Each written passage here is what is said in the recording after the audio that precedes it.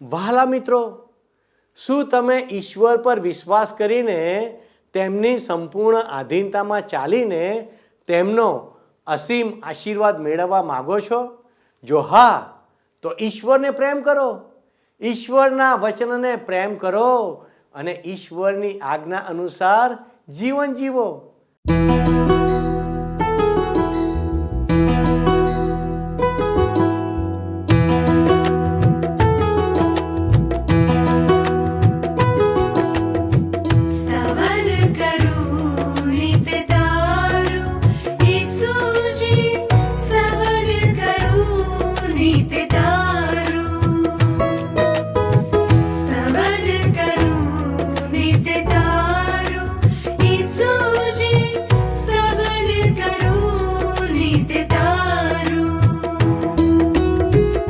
आज सवारे साद सुनी तो, आज सवारे साद सुनी तो, महिमा करूं प्रभु तारो, महिमा करूं प्रभु तारो, स्तवन करूं नित तारो.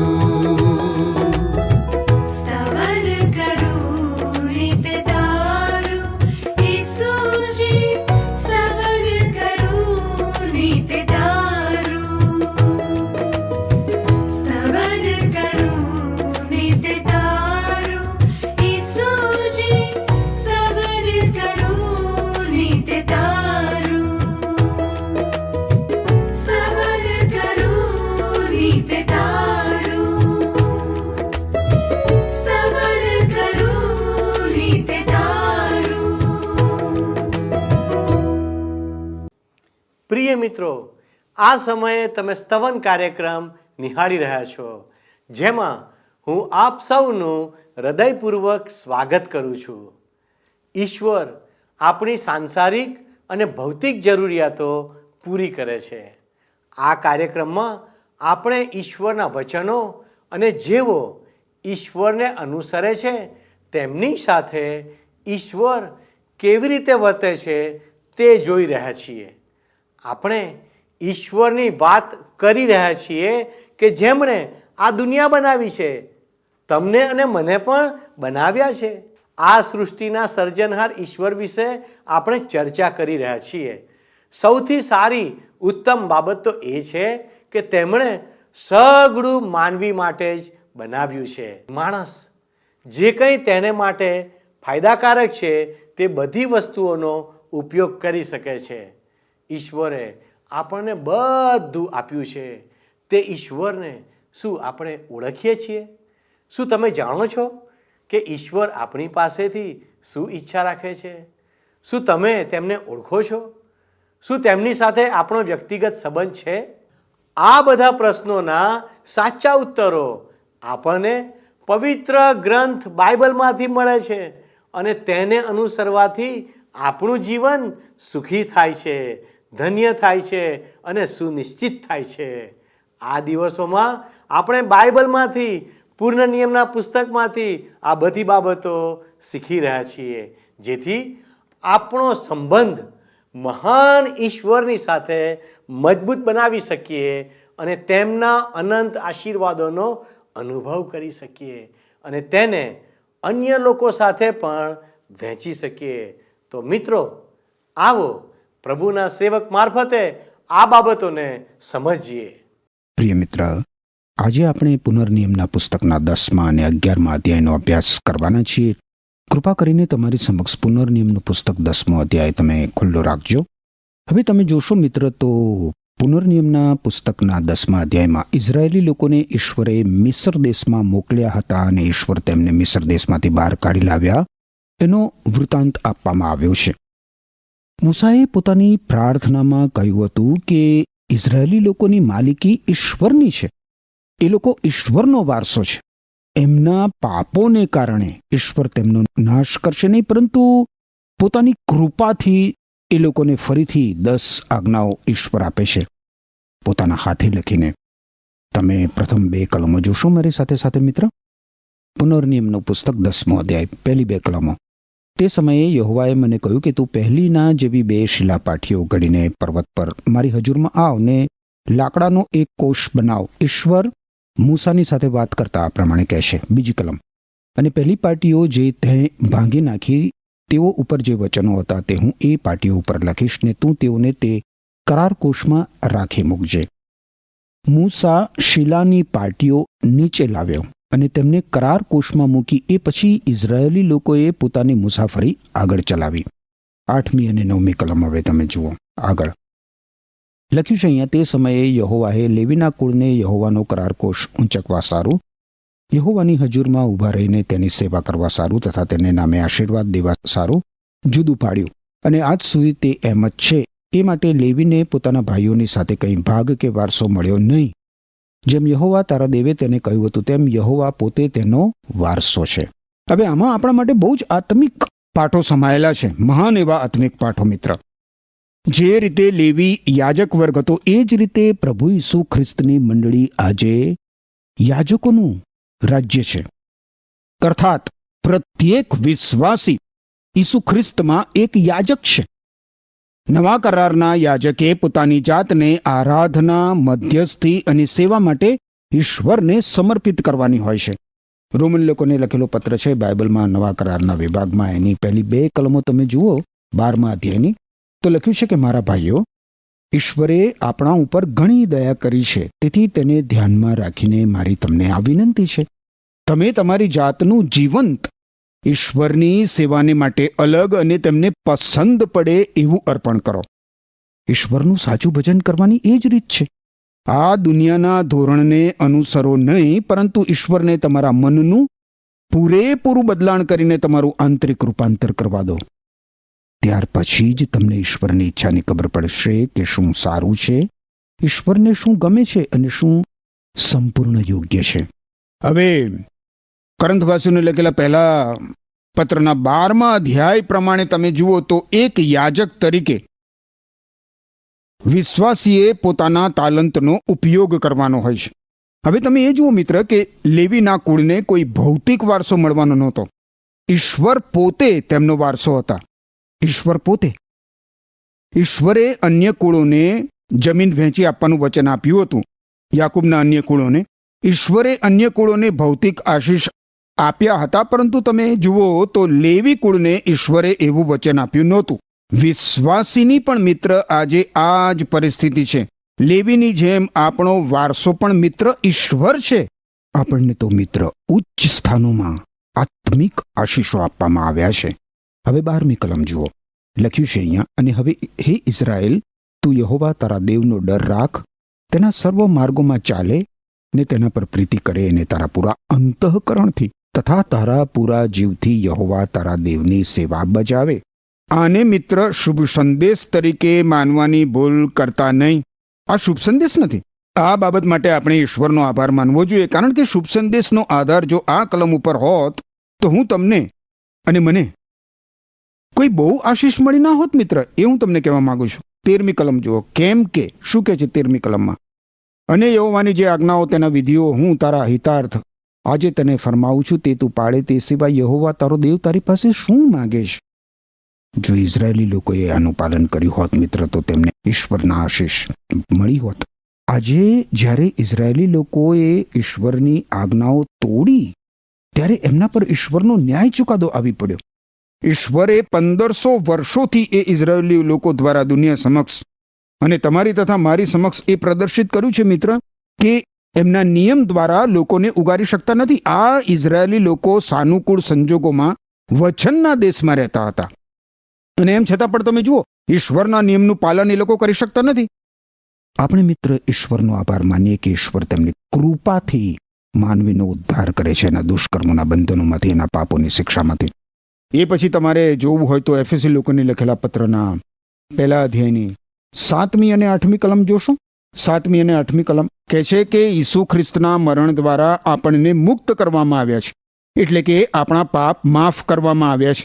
ઈશ્વરે આપણને આપેલી અપાર કૃપા કેવી મહાન છે! ઈશ્વરે તેમના સર્વજ્ઞાન અને આંતરિક દ્રષ્ટિ પ્રમાણે જે કંઈ નક્કી કર્યું હતું તે પ્રમાણે કર્યું. મનુષ્યનો એના દુષ્કર્મોના બંધનોમાંથી, એના પાપોની શિક્ષામાંથી ઉદ્ધાર કરવા માટેની ઈશ્વરની પદ્ધતિ, એ તો ઈશ્વરની કૃપા છે. જૂના કરારમાં ઈશ્વરે ક્યારેય કોઈનો ઉદ્ધાર નિયમ વડે કર્યો નથી મિત્ર. ઉદ્ધાર માત્ર ઈશ્વરની કૃપાથી અને દયાથી થાય છે. લોકોના પાપોનો દંડ ભરપાઈ કરવા માટે પ્રભુ ઈસુ ખ્રિસ્ત ક્રૂસ ઉપર મૃત્યુ વેઠશે, એ હકીકત તરફ દ્રષ્ટિ રાખીને. હવે મિત્ર, તમે મારી સાથે સાથે 18મી કલમ જુઓ. 18મી કલમ જોશો, પુનર્નિયમનું પુસ્તક 10મો અધ્યાય. અહીં લખ્યું છે 18મી કલમમાં, તે અનાથની તથા વિધવાની દાદ સાંભળે છે ને પરદેશીને અન્ન તથા વસ્ત્ર આપીને તેના પર પ્રીતિ રાખે છે. ઈશ્વર અનાથો અને પરદેશીઓને પ્રેમ કરે છે. અને તેમણે ઇઝરાયેલી પ્રજાને યાદ અપાવ્યું કે તેઓ પણ મિસર દેશમાં પરદેશી હતા. 19 અને 20 કલમ. માટે તમારે પરદેશી પર પ્રીતિ રાખવી, કેમ કે તમે પણ મિસર દેશમાં પરદેશી હતા. તું યહોવા તારા દેવનો ડર રાખ, તેની જ સેવા તું કર, અને તેને જ તું વળગી રહે, ને તેને જ નામે તું સોગંદ ખા. શૈતાનને જવાબ આપવા પ્રભુ ઈસુ ખ્રિસ્તે મિત્ર આ કલમ ટાંકી હતી. હવે 22મી કલમ જુઓ. તારા પિતૃઓ બધા મળીને 70 મનુષ્યો મિસરમાં ગયા હતા, અને હાલ યહોવા તારા દેવે તારી સંખ્યા આકાશના તારાઓ જેટલી વધારી દીધી છે. આ ઇઝરાયેલી લોકો પર ઈશ્વરનો દેખીતો જ આશીર્વાદ હતો મિત્ર. એમણે એમને મિસર દેશમાં મોકલ્યા, અને તે તેમને મિસર દેશમાંથી બહાર કાઢી લાવ્યા. ઠીક મિત્ર, તો આપણે હવે પુનર્નિયમનો 11મો અધ્યાય જોઈએ. 11મા અધ્યાયનો વિષય છે વચનનો દેશ મિસર દેશ જેવો નથી. વચનના દેશમાં વસવાટનો સિદ્ધાંત.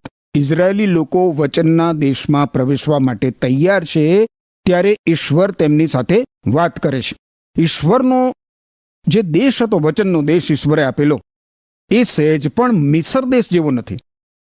ઈશ્વર ઇઝરાયેલી લોકોને વચનના દેશમાં વસવાટ માટેના સિદ્ધાંતો 11મા અધ્યાયમાં આપે છે. તમે પહેલી કલમ જોશો. એ માટે તું યહોવા તારા દેવ પર પ્રીતિ રાખ, ને તેનું ફરમાન તથા તેના વિધિઓ તથા તેના હુકમો તથા તેની આજ્ઞાઓ સર્વદા પાળ. ઈશ્વરના પ્રેમ પ્રત્યેનો પ્રતિભાવ મિત્ર, ઈશ્વરને આધીનતા છે. યાદ રાખજો, ઈશ્વર આપણને પ્રેમ કરે છે, તો ઈશ્વરના એ પ્રેમ પ્રત્યે આપણો પ્રતિભાવ કેવો હોવો જોઈએ મિત્ર? ઈશ્વરને આધીન થવું, એ પ્રતિભાવ હોવો જોઈએ.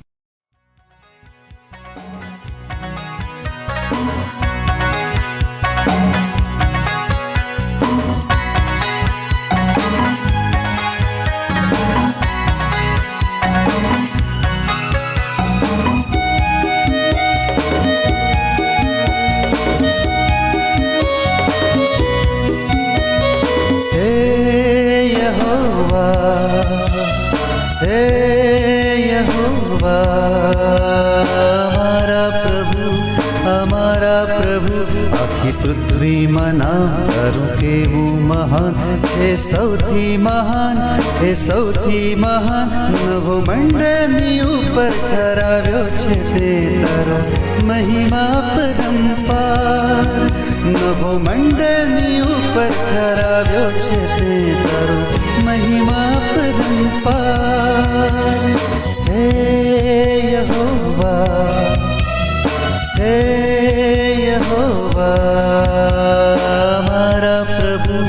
અમારા પ્રભુ આખી પૃથ્વીમાં નામ તારું કેવું મહાન છે, સૌથી મહાન, એ સૌથી મહાન. નવો મંડળની ઉપર કરાવ્યો છે તે તારો મહિમા પરંપાર. નવો મંડળની ઉપર કરાવ્યો છે તે તારો મહિમા પરંપાર.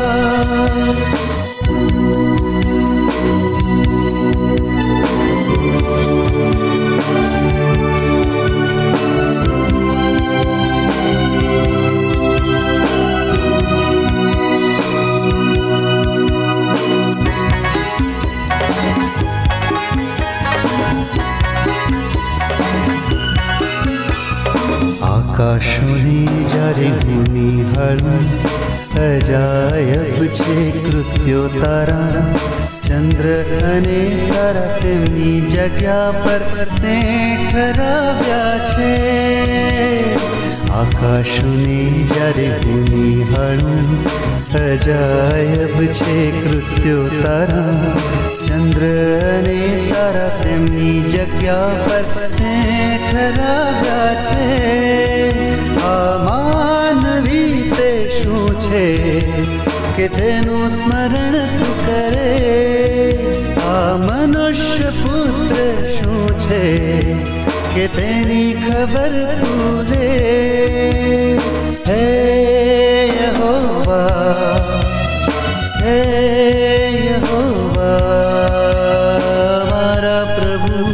અમારા પ્રભુ, આખી પૃથ્વીમાં નામ તારું કેવું મહાન છે. સૌથી મહાન, એ સૌથી મહાન. નભો મંડળની ઉપર ઠરાવ્યો છે તે તારો મહિમા પરંપાર. નભો મંડળની ઉપર ઠરાવ્યો છે તે તારો મહિમા પરંપાર.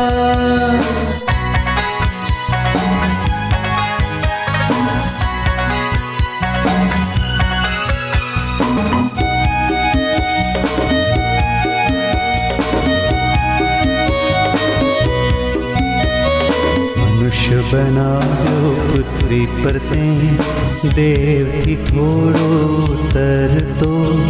ગૌરવ તથા માન તે આપ્યું તેને સૌથી વધારે. મનુષ્ય બનાવ્યો પૃથ્વી પર તે, દેવથી થોડો ઉતરતો. વારું, હવે તમે આગળ 8મી અને 9મી કલમ જોશો મારી સાથે સાથે. પુનર્નિયમનું પુસ્તક 11મો અધ્યાય.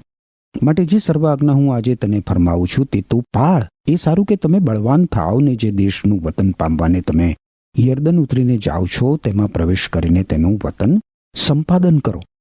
અને જે દૂધ મધની રેલમછેલવાળા દેશ વિશે યહોવાએ તમારા પિતૃઓની આગળ એવા સોગંદ ખાધા કે તે હું તમને તથા તમારા વંશજોને આપીશ, તેમાં તમારું આયુષ્ય દીર્ઘ થાય.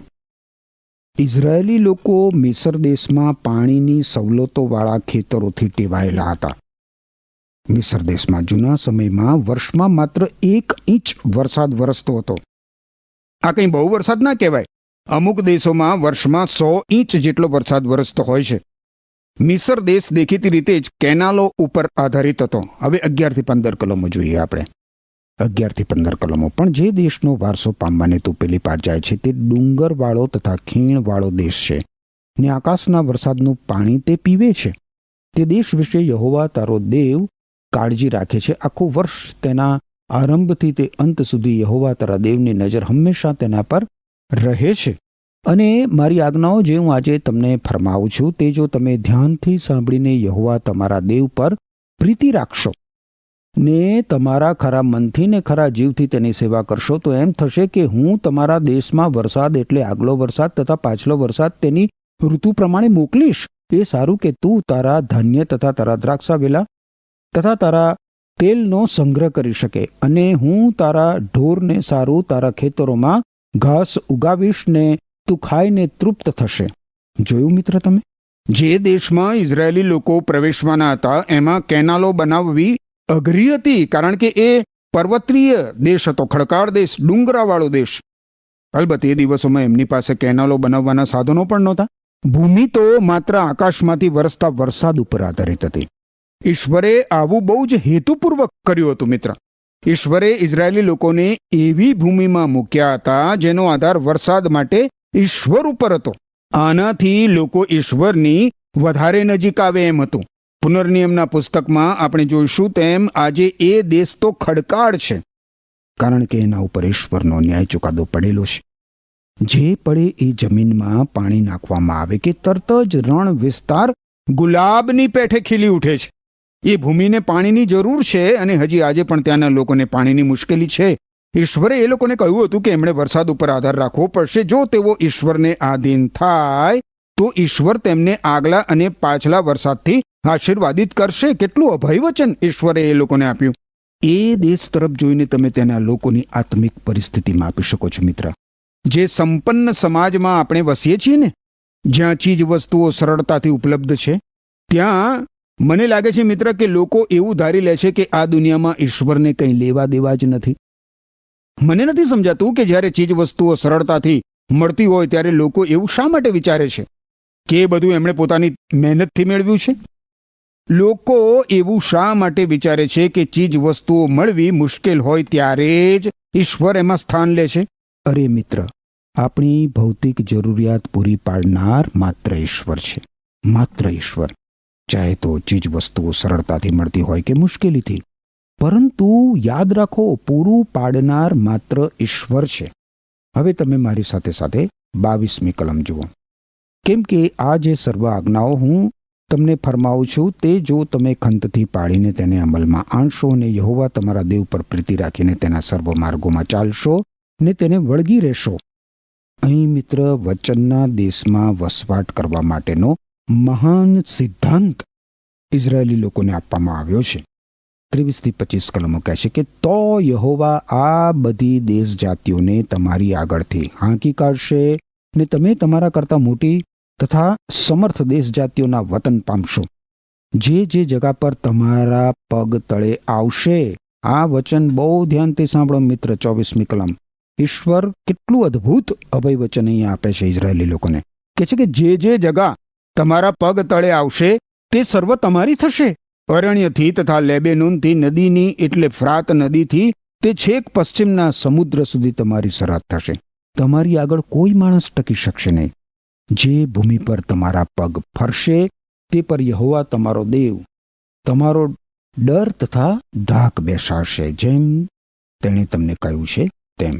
તમે જુઓ મિત્ર, વચનનો દેશ ઈશ્વર તરફથી આપવામાં આવેલી ભેટ છે. ઈશ્વરે આ ઇઝરાયેલી લોકોને એવો દેશ આપ્યો છે જેમાં એમણે ક્યારેય વસવાટ કર્યો ના હોય, એટલો એ વિશાળ છે. એ યુફ્રેટિસ નદીથી શરૂ થઈ ને ભૂમધ્ય સમુદ્ર સુધી અને લબાનોનથી શરૂ થઈને તે જે અરણ્યમાંથી એ લોકો આવ્યા હતા ને ત્યાં સુધી લંબાતો હતો. એ દેશ આશરે 3 લાખ ચોરસ માઇલના વિસ્તારમાં પથરાયેલો હતો. જો કે ઇઝરાયેલી લોકોએ એ દેશની 3 લાખ ચોરસ માઇલ જમીન ઉપર ક્યારેય કબજો કર્યો નહીં. સુલેમાન રાજા અને દાઉદ રાજાના સમયમાં પણ પ્રભુએ કેટલું અદ્ભુત વચન એ લોકોને આપ્યું છે. જુઓ, જે જમીન પર તારા પગ પડશે તે સર્વતારી થશે. એ જમીન ઈશ્વર દ્વારા એમને આપવામાં આવી હતી અને એ જમીન એમની હતી, પરંતુ એની પર ચાલવામાં, એના પર દાવો કરવામાં અને એનો ભોગવટો કરવામાં એ લોકો નિષ્ફળ ગયા. ઈશ્વરે યહોશુઆને પણ આ જ વાત કરી હતી. ઈશ્વરે યહોશુઆને કહ્યું હતું કે વચનનો દેશ ઇઝરાયેલી લોકો સમક્ષ ખુલ્લો છે, એકદમ ખુલ્લો, અને તે ઇઝરાયેલી લોકોનો જ છે. પરંતુ ઈશ્વરે એ લોકોને એ પણ કહ્યું હતું કે તેઓને વચનના દેશમાં પ્રવેશ કરવાનો છે અને સમગ્ર દેશમાં ફરી વળવાનું છે. એમણે દેશનો કબજો લેવાનો હતો. આજે જરા વિચાર કરો મિત્ર, વિશ્વાસીઓમાં શા માટે આવો તફાવત છે? તમે જુઓ તો કેટલાક વિશ્વાસીઓ કિનારા ઉપર ઊભા છે અને આત્મિક રીતે સાવ કંગાળ લાગે છે, જ્યારે બીજા વિશ્વાસીઓ આત્મિક રીતે સમૃદ્ધ છે. ઈશ્વરે તો સ્પષ્ટ શબ્દોમાં કહ્યું છે કે વિશ્વાસીઓને તેમણે ઈસુ ખ્રિસ્ત સાથે ઉચ્ચ સ્થાનોમાં આત્મિક આશીર્વાદો આપ્યા છે. હવે આપણે 26મી કલમ જોઈએ. પુનર્નિયમનું પુસ્તક 11મો અધ્યાય. જુઓ, હું આજે તમારી આગળ આશીર્વાદ તથા શાપ મૂકું છું. ઈશ્વર આ પ્રમાણે કહે છે. ઇઝરાયેલી લોકોને આધીન થવાની આજ્ઞા આપવામાં આવી હતી. યાદ રાખો મિત્ર, આધીનતા એ મુખ્ય ચાવી હતી અને છે. 27મી કલમ શું કહે છે? યહોવા તમારા દેવની જે આજ્ઞાઓ હું આજે તમને ફરમાવું છું તે તમે સાંભળશો તો તમે આશીર્વાદ પામશો. આજે આધીનતા મિત્ર એવી બાબત છે જેને સાવ પાછળ ધકેલી દેવામાં આવી છે. ઈશ્વરને આધીન થવું એ બાબતને હું ઈશ્વરની કૃપામાં માનું છું. હું એ બહુ જ સારી રીતે જાણું છું કે ઈશ્વરે એમની કૃપાથી આપણો ઉદ્ધાર કર્યો છે. આપણને ઈશ્વરની કૃપાથી સંભાળવામાં આવે છે. આપણો જે કંઈ આત્મિક વિકાસ છે એ ઈશ્વરની કૃપાથી થાય છે મિત્ર. આપણે સ્વર્ગમાં પણ ઈશ્વરની કૃપાથી જવાના છીએ. પરંતુ મિત્ર, આજે ઈશ્વરના મહાન આશીષો ઉપલબ્ધ છે, અને જો આપણે ઈશ્વરને આધીન ના થઈએ તો આપણને ઈશ્વરના એ આશીર્વાદો કેવી રીતે મળી શકે? પ્રભુ ઈસુ ખ્રિસ્તે આપણને કહ્યું છે કે જો તમે મને પ્રેમ કરતા હો તો મારી આજ્ઞાઓ પાળો. ઈશ્વરને આધીન થવાથી મિત્ર ઈશ્વર સાથે અંગત, ઘનિષ્ઠ, અદ્ભુત અને ગૌરવી સંબંધનો અનુભવ કરી શકાય છે. આની વિરુદ્ધની બાબત પણ એટલી જ સાચી છે. આજ્ઞાધીનતા પોતાની સાથે શ્રાપ લાવે છે. શ્રાપ તમારા માટે મિત્ર. ઈશ્વર પિતાને મારા હૃદયની બહુ જ આજીજીભરી એ વિનંતી છે કે તમે પ્રભુ ઈસુ ખ્રિસ્તની મારફતે સત્ય સનાતન એકમાત્ર જીવંત અને પવિત્ર એવા સર્જનહાર ઈશ્વરને ઓળખો, સીધા સંબંધમાં આવીને તમારા જીવનોને અને તમારા પરિવારોને ઈશ્વરના આશીર્વાદો પ્રાપ્ત કરવા દો. એ માટે ઈશ્વર તમને કૃપા આપો. આમીન. વહાલા મિત્રો, આપણે જોયું કે ઈશ્વર ઇઝરાયેલી પ્રજા સાથે કેવો વિશેષ સંબંધ રાખતા હતા. તેઓ ઇઝરાયેલી પ્રજાને મિસર દેશમાં લઈ ગયા અને તેઓને મિસરની ગુલામીમાંથી બહાર લાવ્યા અને તેઓને ચોક્કસ સ્થાન આપ્યું. પરંતુ તે પહેલાં ઈશ્વર તેઓને આજ્ઞાઓ અને નિયમો તેમજ વિધિઓ આપે છે, જેનું તેઓએ પાલન અને અનુસરણ કરવાનું હતું. અને જો તેઓ તેનું પાલન કરશે તો જ ઈશ્વર તેમને આશીર્વાદ આપશે, એમ પણ ઈશ્વરે કહ્યું. ઈશ્વર તેમને પ્રેમ કરતા હતા, તેથી તેઓ ઈચ્છતા હતા કે તેઓ પણ તેમને પ્રેમ કરે અને તેમનો પ્રેમ આજ્ઞા પાલન દ્વારા પરિપૂર્ણ થાય. ઈશ્વર કહે છે કે તેઓને પ્રથમ અને અંતિમ વરસાદ તેમના પોતાના સમયમાં આપશે. ઈશ્વર આજે પણ આપણી પાસેથી આજ્ઞા પાલનની અપેક્ષા રાખે છે. જો આપણે તેમને પ્રેમ કરીએ છીએ તો આપણે તેમના વચનોનું પાલન કરીશું, ખરું ને? એટલે કે આપણે દરરોજ તેમના વચનોને સાંભળીશું, વાંચીશું અથવા અભ્યાસ કરીશું. આ આજ્ઞા પાલન ઈશ્વર સાથેનો આપણો ગાઢ સંબંધ દર્શાવે છે. ઈશ્વરનું વચન નીતિ વચન 16 અને 20 કહે છે, જે પ્રભુના વચનને ધ્યાનમાં લે છે તેનું હિત થશે, અને જે કોઈ યહોવા એટલે કે ઈશ્વર પર વિશ્વાસ રાખે છે તેને ધન્ય છે. જે સત્ય કે ખરા ઈશ્વરને ઓળખીને તેમની સાથે ચાલે છે તેને ઈશ્વર તેમનો આશીર્વાદ આપવાની તક પૂરી પાડે છે. વહાલા દર્શક મિત્રો, હું તમને વિનંતી કરું છું કે ઈશ્વરને તમારા જીવનમાં આશીર્વાદ આપવાની તક આપો. ચાલો આપણે પ્રાર્થના કરીએ. હે અમારા ઈશ્વર પિતા, અમે તમારો આભાર માનીએ છીએ કારણ કે તમે અમને તમારું વચન અમારી માતૃભાષામાં આપ્યું છે. પ્રભુ, આ વચનને વાંચવાને માટે, તેના પર મનન કરવાને માટે, તેને વાગોળવાને માટે અમને મદદ કરો. અને દેવ, અમે અમારા દૈનિક જીવનમાં એને ઉતારીએ એવી અમારી પ્રાર્થના છે. અમારી આ વિનંતી ઈસુના નામમાં માગીએ છીએ. આમેન. વહાલા દર્શક મિત્રો, જો અમારો આ કાર્યક્રમ આપને ગમ્યો છે તો આપ અવશ્ય અમને મિસ કોલ કરશો. ઈશ્વર આપને આશીષ આપો. આમેન. મિત્રો, ગત કાર્યક્રમના પ્રશ્નનો જવાબ છે હઠીલી પ્રજા. આજનો પ્રશ્ન: મૂસાએ શિલાપાટીઓ શામાં મૂકી?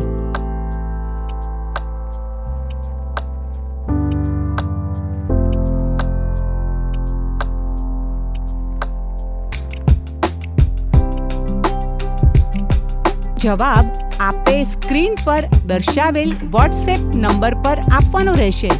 કાર્યક્રમ દરમિયાન પૂછેલા પ્રશ્નનો સાચો જવાબ આપનાર વિજેતાઓના નામ દર મહિનાના પ્રથમ સોમવારે જાહેર કરવામાં આવશે.